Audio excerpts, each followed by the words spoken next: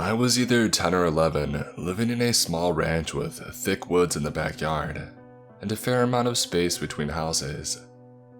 There were only two streetlights, one across the street to the left of my house and one all the way at the end of the street where it begins to curve. It was late at night, about 11:30 or 12, and I couldn't sleep. Most of the time, I would sneak a flashlight into my room and read a book under my blankets until my eyes got heavy. But for some reason, it just wasn't working tonight. I was tossing and turning and simply couldn't sleep. Out of sheer boredom, I decided to look across and see if my neighbor across the street was awake as well. When I pulled back my curtain, the first thing I noticed was the silhouette of a man standing across the street, further behind the streetlight. It was quite dark and I really couldn't see his face, but to see someone out so late at night just standing there was unnerving. I looked at him for a few more seconds, but he didn't seem to be moving. I shrugged and thought that maybe something was wrong with their lawn or their plumbing. I went back to my book, but the thought of the stranger standing across the street just wouldn't leave my mind. This time, when I went to look, I shut off my flashlight first and then peeled back my curtains, just enough for me to slightly see outside. When I glanced across the street for the second time, a cold chill slid down my spine. The man had moved, closer to my neighbor across the street. He was now standing near the edge of their driveway on their lawn, where the streetlight illuminated him better. He was slightly hunched over, and his tall frame made him seem even more intimidating. I had to swallow the lump in my throat and quickly ducked out of view, slowly pushing the curtain back in place. At this point, I was beginning to get scared, a dull pit of fear in my stomach. Nothing's wrong, it's just your imagination, I thought to myself, forcing my head back on my pillow and my book back in my drawer. I was only able to stay still for about 5 minutes before I heard the unmistakable sound of branches and leaves cracking, and I jerked out of bed, my hands feeling cold and clammy. It felt like the stranger was right outside of my window, and it was almost like I could feel the pair of cold, lifeless eyes right on me.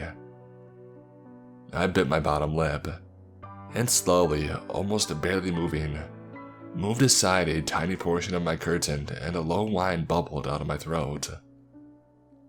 The man was on my lawn, at the edge of my street. Seeing him now across the street was horrifying, and I realized that this wasn't my neighbor. It was some freak stranger getting closer and closer to my house. And so I did what every 10-year-old would have done. I ran to my parents' room. My mother and father slept in separate rooms, and this entire week my dad was away at a funeral. So I bolted into my mom's room, only to screech to a halt and drop to my knees when I saw my mom had her blinds cracked. I scrambled across the floor until I was out of visible range and quickly glanced outside one last time, just to make sure that I really wasn't seeing things, and then lurched away from the window. He was now walking down my front yard, moving in a slow, lurching gait, his head still bowed. I slapped at my mom's covers, my voice starting at a whisper and gradually increasing to a small cry. After what seemed like an eternity, my mother woke up, and as soon as I told her what I had seen, she threw the covers aside and pushed apart the blinds, frantically searching the front yard. After a few nerve-wracking moments, she finally looked down at me and said, "There's no one there, honey." I slammed my face against the window, my heart pounding in my chest, and she was right. There was no one there. My mother did call the cops and they swept the front and backyard of my house, but said that there was no trace of anyone ever being there. However, a few nights ago, my neighbors down the street had reported a break-in at around the same time. I was full of unanswered questions. Who was the stranger? Why did he leave and where did he go? And most importantly, Where was he now? Now, almost 6 years later, I can surely say that I've never had such an encounter as that one night. It happened 8 years ago during the summer. A little backstory there. I was at my mom's house, but she barely lived there anymore. She spent most of her time at her boyfriend's, and my sister was very often left alone. I was a student in another city, but I came back at my house during the holidays. I was 19 and my sister was 16 at the time. Our house had 2 floors, a living room and kitchen on the first floor, 3 bedrooms and a bathroom on the second floor. The kitchen and the living room had 2 door windows opening on a large terrace, and from the terrace you could go into the backyard by some stairs. We didn't really use the ground floor, as it was very dark due to these small windows, and it was basically a garage and an office to do our homework. Like I said, it was summer, very hot, and I had just discovered Game of Thrones and I had 2 seasons to watch. Every evening, I took my laptop, made myself comfortable on the terrace near the kitchen, and watched an episode or 10. My garden was surrounded by a U-shaped building, so you could see very well my terrace and my garden from the balconies. Some working men were there for a couple of days now, and were working late, so I often see them while I watch my series in the evening. They were minding their own business, and so did I, so I didn't think much of it. One morning, I was sleeping late and my sister woke me up whispering, "Wake up, there's a man in the house." I was half naked because of the heavy heat of that summer. I stood up, perfectly awake now, and grabbed a shirt and went downstairs, practically running. I know this is a dumb thing to do, a half-naked, helpless young woman, but I'm very protective of my little sister and I didn't feel any fear at this point. I went down to the kitchen and couldn't find a sharp knife, so I took a fork. Absurd, I know. While I asked her where she saw him, she told me that she was watching TV in the living room, and because the windows were open, she saw a man in the reflection standing just behind her. She jumped off the couch and finding herself in front of him, a tall man in his late 30s. She had no chance in a fight. The guy had one of his feet on the first step to the second floor, where I was sleeping. She shouted, "Who are you?" He didn't answer and just walked quietly back into the kitchen where the door window was wide open, and took the stairs back to the garden. As soon as I heard that, I ran in the backyard with my harmless weapon, to my gate in front of our garden. I even went into the street looking for him. I'm sure if I would have found him, I wouldn't have been so brave anymore and I might have peed myself. But there was no one. And that's when I saw my computer missing. My sister told me that the guy didn't have anything in his hands when he left. And that was the scariest part because it meant either he was in the house for quite some time before, took the laptop, and came back to do whatever the heck he planned to do, or there was another person in here. I put some decent clothes on and I took my sister to the police station nearby. I was very angry with the policeman. She was a minor, so I stayed with her. She told them everything and described the guy with a lot of details. They asked her if she could recognize him and she said, yeah, without a doubt. They said it would be highly unlikely that they find him, and that you should be thankful that you and your sister weren't hurt. And like she needed to be frightened more than she already was. They wrote in the deposition that she was too shaken up and couldn't recognize the man, even though she had said the contrary multiple times. We never heard from them. When we came back in the house, she was very scared and I was very angry with the loss of my very expensive laptop. I needed it for art school and had all my photos in there, and the attitude of the police. We both sat in the terrace and talked about what had happened, and how lucky we were that she saw that man before he came upstairs. And this is when I noticed that the working men weren't there anymore. From the streets, no one can ever know that we have a backyard, and another entry in the house. My sister told me it was acting like he knew a bit of the house. Maybe it was the first time and we didn't notice, we never know. I'm certain it was one of those men working in the neighbor's balcony who had been watching me that broke in the morning. From that day, we double locked the doors and slept in the same bed for weeks. This happened when both me and my friend Jay were 15. I was spending the night at his house, as I often did. It was a normal enough night.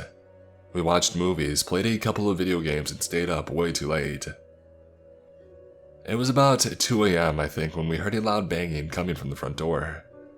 Luckily at the time we were in his kitchen at the back of the house, so no one could see us. We were spooked because there shouldn't have been anyone at the door at this hour, but we figured it was just some drunk person and that they would go away soon. After 30 seconds, there was more banging on the door and yelling that neither of us could understand.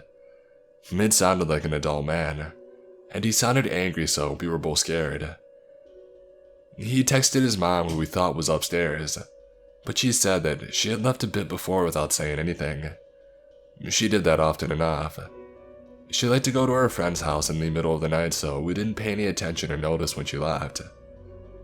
We didn't know what to do, as we were scared to call the police based on past experiences with cops in our small town being not the best. At this point, we turned off the kitchen light and were ducked down on the ground. We heard the banging and yelling getting louder, and I decided to see who it was, if it was anyone that we knew. I army crawled through the dining room, which was also dark, and I peeked through the door to the living room, which is where the front door was.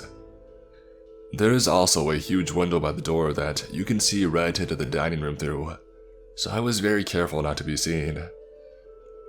I couldn't see any details of the man, but he looked to be about 6 feet tall and had gray hair. I crawled back to Jay and we quietly decided what to do. We heard the knocking stop, so we decided to wait a bit before seeing if it was safe. We also decided to go under the table in the dining room in case he tried to come around back, which is where the kitchen was. After around 10 minutes of silence, we rock paper scissors through to check if he was there, and of course I lost. So I again army crawled to the dining room door. I saw the man staring through the window, hands cupped against the glass, and I made eye contact with him the moment that he saw me, and I loudly said, "Crap," causing my friend to panic and crawl behind me. I saw him pull out his phone. He told me later that he was texting his mom to come home and save us. The man started yelling again, and this time we could make out a bit more of what he said. It was mostly cussing, although I definitely heard the phrase, "I'm going to kill you," in there a couple times. I quickly looked past the man to see if any of the neighbors seemed to notice him, but no such luck. I crawled back out of his sight and again discussed what to do with my friend. We decided to go into the basement for safety, which you could get to by moving the fridge. It's a confusing house, I know, but it was really old and not meant for modern-sized appliances. We pulled out the fridge to get into the basement, feeling mostly safe but still terrified. I start having a panic attack, although I'm trying to hold it together the best that I can for Jay, who was also on the verge of breaking. We hear a gunshot and the shattering of glass above us, and I cover my mouth so I don't scream. Jay and I look at each other terrified. We hear loud footsteps and yelling above us, the man asking where we went. We hear him going upstairs and run around there for a bit. He eventually comes back down and starts turning over furniture, I'm assuming to find us. After what felt like hours but was probably only minutes, Jay's mom pulls into the driveway, which scares the guy as he runs out the back door in the kitchen. Jay and I get out of the basement and run to greet his mom, never happier to see her. She was shocked by the state of the house and hugged us, happy that we were safe and scared by how close we were to being hurt. We were all scared after that. After that night, they had better security installed and we went over a safety protocol if anything ever happened again. Luckily, it hasn't happened again yet, although when I go to his house I'm still scared. And we never called the police because we know there wasn't much that they could even do. We just cleaned up and moved on.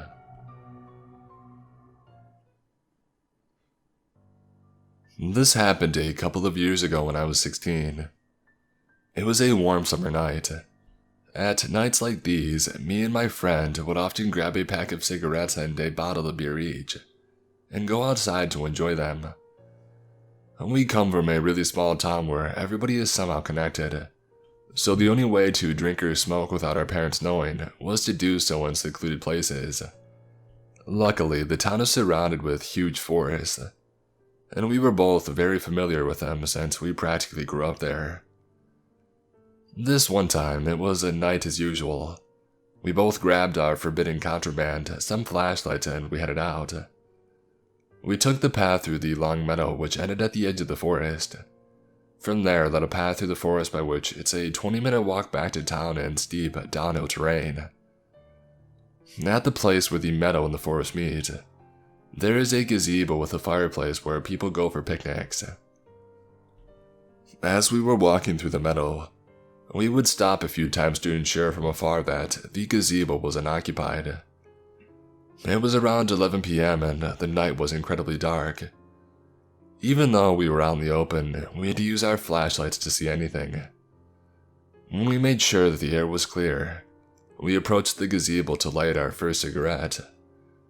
We were just standing there, puffing and talking, while always scouting our surroundings with the beams of our flashlights. After maybe 5 minutes, we decided to take the path through the forest back to town. We walked about 30 meters, at which point we couldn't see the place where we were previously standing. That's when we heard it. From the gazebo where we were standing just seconds earlier came a long, terrifying scream. It sounded as if somebody, a man by the sound of it, was being cut to pieces while still very much alive. The kind of scream that turns your blood to ice instantly. After the first scream, there is a pause for a few seconds. During this time, we were both so scared we couldn't even move. And then it started again, even louder and more terrifying. The second scream snapped us back to reality. Without a word, we just started sprinting through the rough terrain, not once looking back. At this point, I was so pumped up with adrenaline that I couldn't hear anything except my own heartbeat resonating in my ears. We'd never run faster than that, and we didn't stop until we reached the lights of town. When we finally did, we both just sat on a sidewalk under a lamppost, panting and gasping for air. Nobody said anything for a good 30 minutes, until from my friend came a single but quite elegant word. Crap. After a while we started talking about it. We came up with the conclusion that either somebody was having fun at our expense, or somebody got really hurt. At the end, we decided to head back there the first thing in the morning. But surprise, surprise, no signs of anyone being injured or anyone struggling. We decided that it was just someone playing pranks on us. However, to this day, it keeps gnawing at me. Something just doesn't add up. We were standing there for quite some time, so the person must have been very well hidden. On the other hand, it would be almost impossible for anyone to just walk in there without any light since it was so dark. And even if he had some kind of torch, we would certainly spot him. Anyway, screaming man in the forest. Let's not meet. Update. I'm 100% sure that it wasn't an animal. As I previously mentioned, I spent a good portion of my life in those woods, so I am familiar with the local fauna. There is nothing around these parts that could have made that noise. I am absolutely positive it was the scream of a man.